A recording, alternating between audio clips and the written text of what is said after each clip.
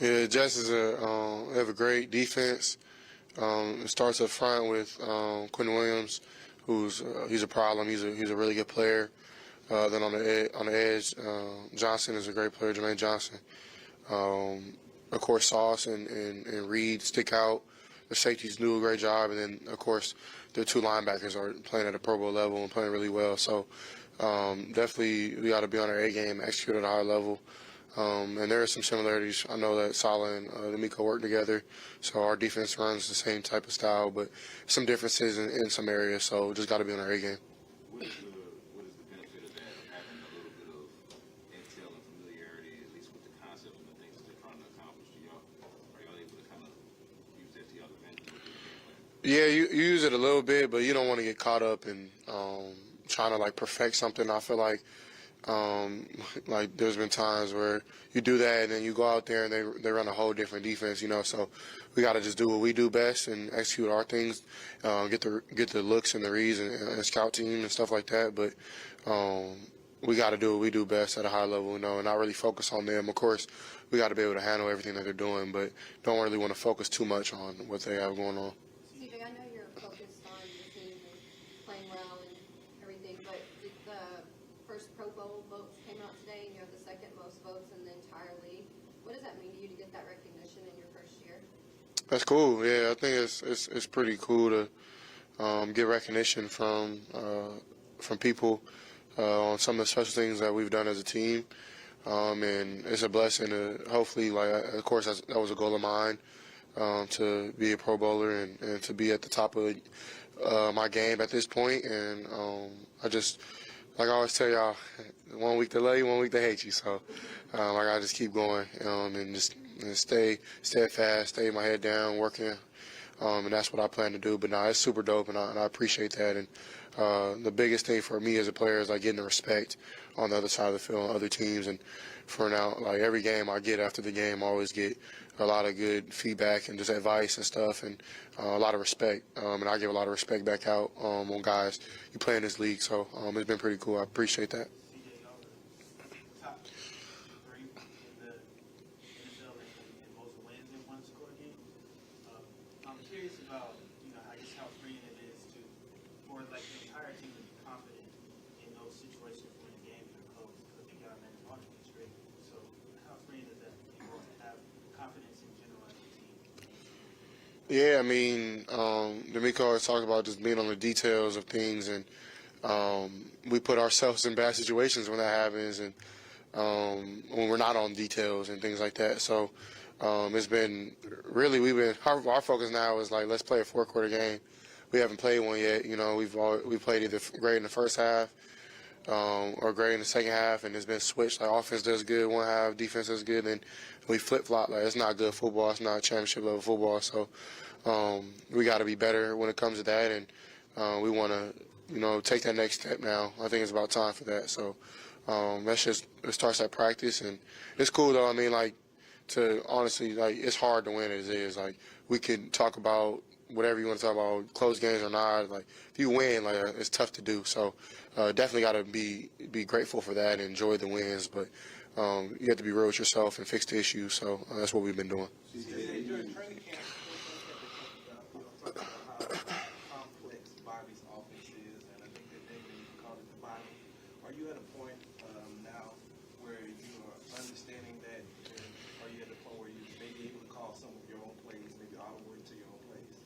Yeah, I mean, Bobby has come in with a system of what the West Coast offense on what he did in San Fran mostly, and put his own twist to things as well. And he's done a great job of communication and installs and things like that to make it really, really learnable and for us to really put into our own game. And it's been a work in progress. And I think, as you've seen, like, we're not the same team we were week 1 or week 2 and week 3. Like, we progressed every week in his offense and stuff like that. And it's not just his, made it ours, our offense as a whole.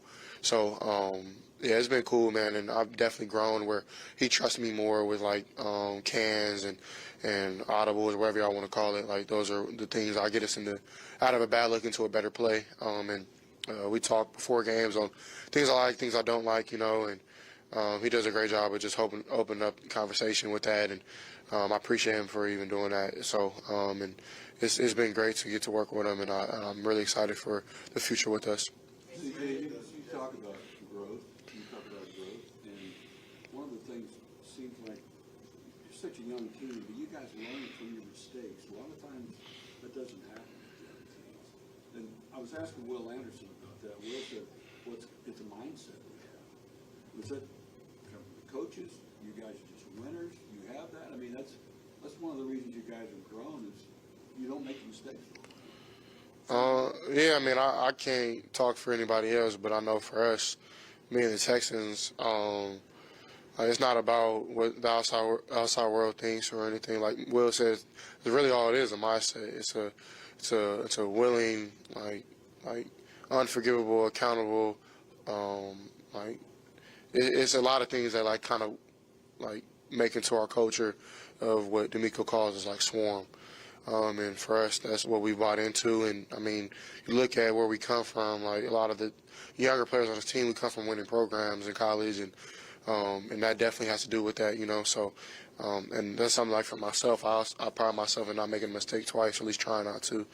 And that's something that I'll try to do for the rest of my life, even off the field and on, you know. So it's been cool to kind of see the progress that we've made, being that we're a younger team or whatever you want to call it. So we've been able to put some things together, but some things that we have to clean up for sure. And we have a lot of veterans that help as well, you know, like Sheldon Rankins, Malik, LT, George, Shaq, like a lot of guys in this often Dalton, like, you know, our whole team has played meaningful football before, you know. So it's not just the young guys, it's a lot of older guys holding us under guys accountable, and we're doing the same things with them. So. Ready for last year's Ohio State Pro Day with Garrett and Olave's Pro Day. And correct me if I'm wrong, was there a little bit of nerves for you being in front of the NFL guys, and then that day wasn't necessarily about you, it was about kind of making those guys look really good. Can you walk me through kind of what that was being in front of NFL scouts, you know, before you were headed to the NFL, and having sort of you be relied upon for those guys on their Pro Day? Yeah, it was a long time ago. I mean, I wasn't really nervous. I was like, because I mean, I've thrown with Chris and Garrett so many times. I don't know if I said that. I don't remember, but I remember kind of just like don't mess us up for them. Kind of like show the teams what they can do. Also show them what you can do. It's kind of how I approached it. Coach Day had that same mindset. He put us through the workout, put me through the workout, and helped me with like the footwork and timing things up. So he did a great job with that. But for me, I just really wanted to not only showcase Garrett and Chris, but me, myself, Jackson was also doing the pro day, I think, that day. We had a couple tight ends, like Kay was there, I think. But, like, yeah, you want to just show off for your brothers and also for myself. I don't really remember totally, but, yeah, I tried to do my best. But I wasn't really nervous, I don't think. DJ, a little bit, maybe, I don't know. I don't remember.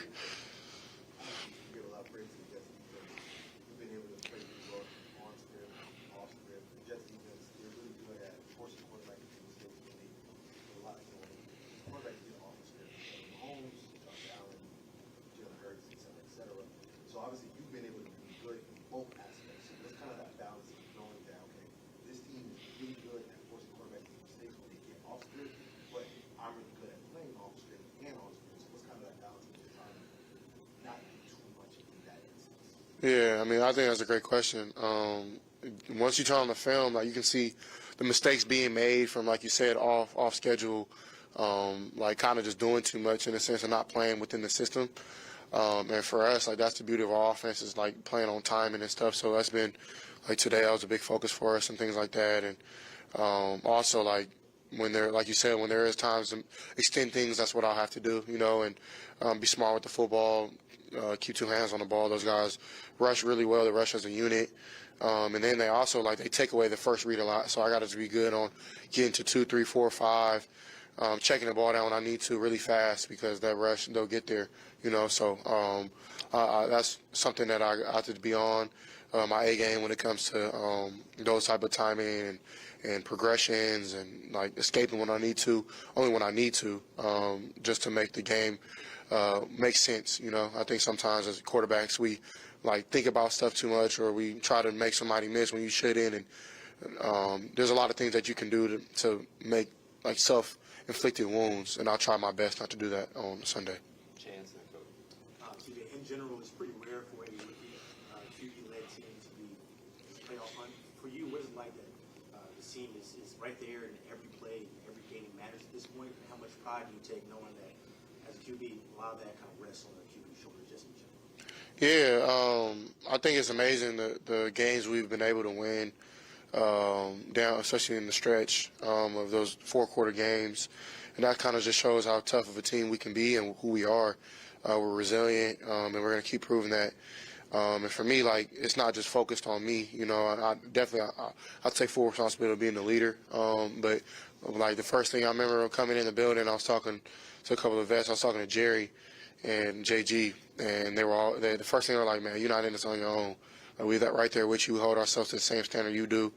We're right there." So that's something like takes a lot of pressure off my back, you know. And even though I put that pressure right back on, just like me being my hardest critic, it also like helps me relax. Understand I can go be aggressive, and like Bobby says, have controlled aggression whenever I need to be smart, you know. So knowing that the defense is going to go out there and get a stop, like regardless of the situation on offense, is a really good feeling. So got to keep going with that, and really these are the most meaningful games of the year after Thanksgiving and going into December and January, you know. So we've gone off to a good start, and we got to keep that rolling.